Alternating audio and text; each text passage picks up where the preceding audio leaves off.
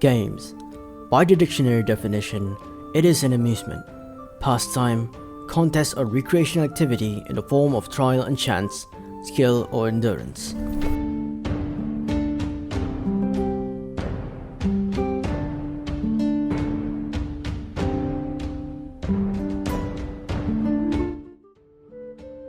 Throughout time, the human race has played a variety of games, and it was only in recent years, comparatively, that new and different ideas of games began popping up all around the world.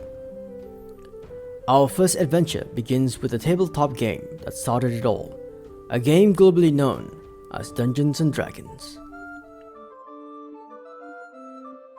In 1974, a man named Gary Gygax became the father of this role-playing tabletop. While it fits the typical description of a game, it wasn't like any of the others that had come before it. In a world of magic, dragons, treasures and warriors, the game revolves around playing as your own character set in medieval times, going out adventuring, whether it's solo or with friends.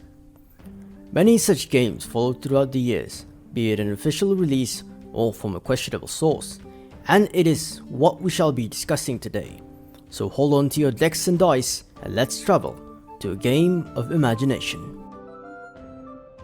Dungeons & Dragons is more or less similar to an improv theatre, which is to take on a role of a particular character of your own design, with their own goals and interests. You can even choose to become a different race altogether, and the fun of the game comes from the use of your imagination. Unlike most tabletop games, there is no board, no game pieces, no definite winners or losers. While dice is required, you are free to let your imagination run wild while playing the game, with the use of magic as the main factor to draw in the sense of fantasy. So now that the tabletop role-playing game has been established, we journey to peak performance where a tabletop tournament is being held. Let's see what the people are interested in playing today.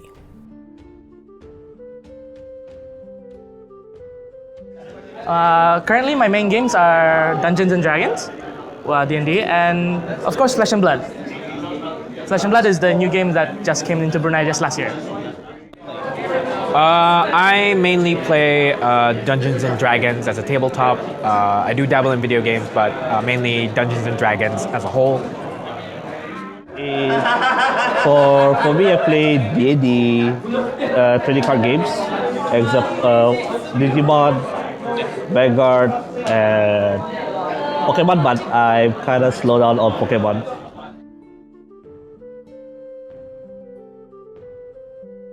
It's a crazy ride. I have to tell you that it's no matter what you do, if you're the dungeon master or the player, no matter what you plan, it's never gonna go as it is. It will always go left or right. Either way, it's gonna go straight down the madness hole. I think Dungeons & Dragons is a great social game. Everyone's at the table. You get to experience something that you don't really get from other games, from other RPG games, because here you are creating your own character.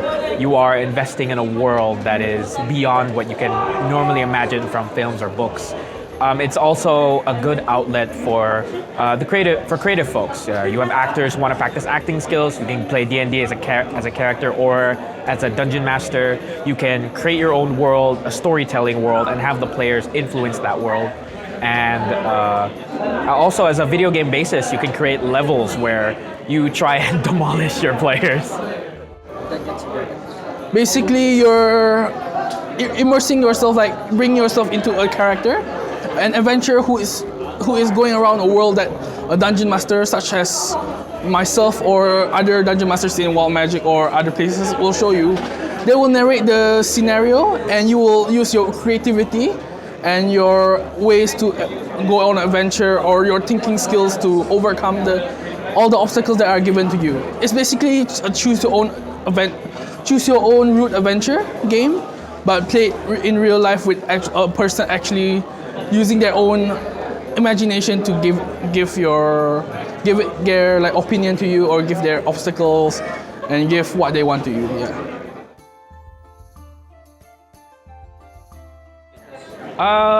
As beginners, yes, you can. If you're learning it on the go, the most I would say is what you need will be the dice, your player's handbook, and that's about it.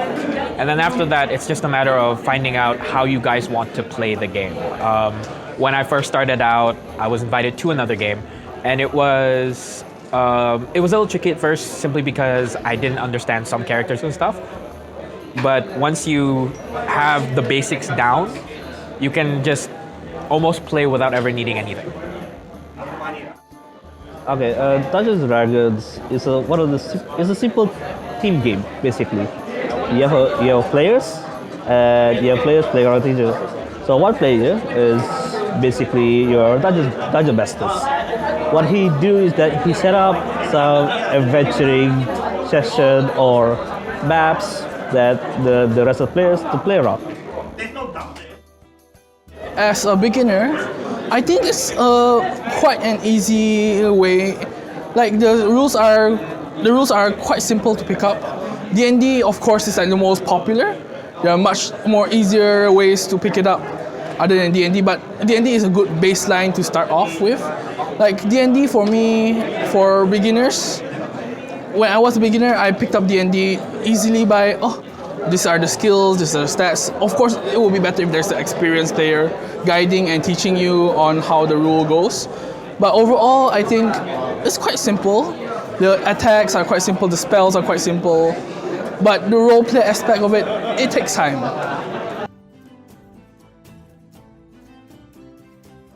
So far, what I'm seeing, it looks like it's picking up. As TCG, as you can see, people still play it, come and goes. You got Digimon who just got in like not too long ago. You got Flesh and Blood who's just new.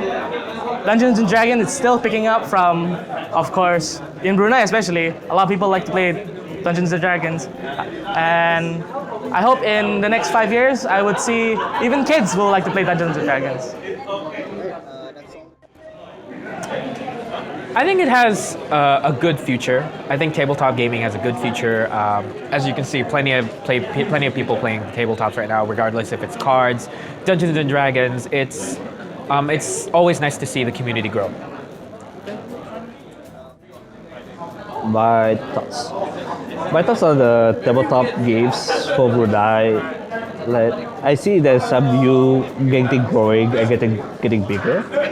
I just hope that I thought the community is getting larger for various tabletop games, so that we can also not go to our headphone game usually time and just hang out with friends, a bit socialized like that.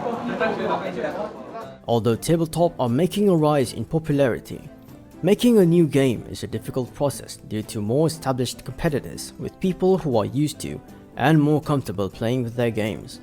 Thus, these games require an edge if they mean to survive the industry.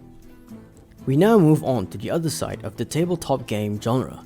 Here is a brief history lesson on trading card games, otherwise known as TCG. Playing cards were first invented by the Chinese over 3,000 years ago, and it reached Europe around 1360, not directly from China, brought from the Mameluke Empire of Egypt. However, the oldest modern trading card game goes to the game of Magic the Gathering. These set of cards were set loose upon the world on 5th of August 1993, created by Professor Richard Garfield and published by Wizards of the Coast Incorporated. Magic the Gathering can be said to be the origin, indeed the very genesis, of TCGs as we know them today. The game, which remains enormously popular, combines the excitement of cards with the thrill of trading and collecting. Players engage in Mortal Kombat to reduce their opponent's score from 20 to 0, with a combination of attacks and defenses that unleash spells, artifacts, and mythical creatures. Now we head on to a local card shop specializing in both tabletop and card games in Brunei, to ask an expert on his opinions with local interactions of TCG. We are headed to Gamers Tavern.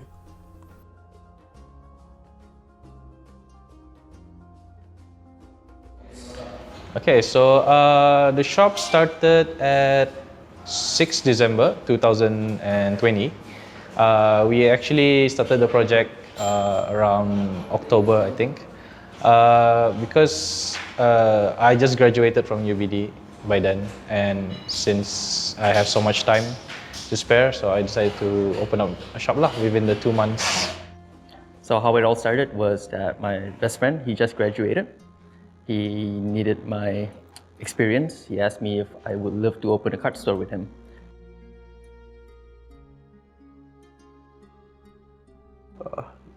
Actually, it's just gambling because most Asian, oh not maybe Asian, like most Bruneians think that if you're playing cards, you're usually just gambling. And in a way, it's, you know, kind of hard for people to play card games in Brunei because of this conception.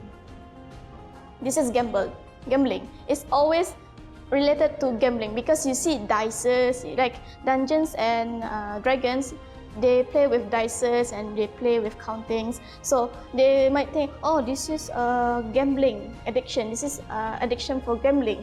So I don't want to spend my money on this because it's kind of act as a gambling. Also, like our TCG, like Vanguard, we buy boosters to upgrade our decks to make it stronger. It's not that we want to gamble. We want to like improve our deck or improve our skills in the tournament and if ada tournament dalam during the time macam tu. Although the future of tabletop games in Brunei is still in its infancy, and it is unclear at the moment on how the industry will continue to thrive, but what is certain is that the tabletop genre and its movement will steadily grow more and more mainstream, so that the genre may one day become a more popular pastime as it continues to embark on a quest to Brunei.